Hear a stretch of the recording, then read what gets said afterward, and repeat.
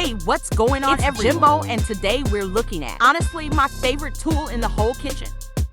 Especially for me, who's pretty much a non-cook. This is the Instant Vortex Plus by the same company that brought us the Instant Pot, which is awesome. This is their air fryer, but it does so much more. As you can see, it air fries, roast, bakes. You could reheat something, broil, and dehydrate, to be honest with you.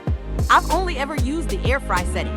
And then from there, you could adjust the temperature and time by this quick button right here. This silver dial in the middle. 400 degrees is the maximum that it goes, but I've honestly never needed to go more than that. This is great for reheating just about everything. I've made a ton of chicken meat. My favorite thing to do is take a russet potato, slice it, put some olive oil, and sea salt and make French fries. My kids absolutely love it. This is the 6-quart option, which has been totally fine for the family 5. It has this removable basket with this insert. Inside the bag, I prefer, especially when I'm making chicken or anything that's kind of gonna like secrete water.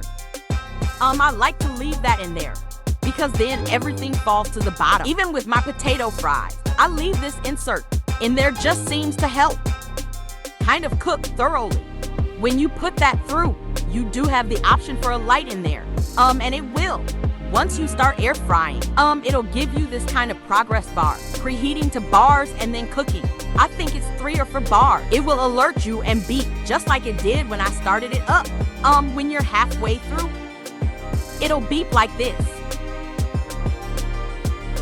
When you're halfway through the cooking time frame, whatever you set, tell her to flip your food. But this thing is amazing. I highly recommend it. Small enough that it doesn't take up a big footprint for what it offers. I love cooking everything in this thing. Thanks for watching.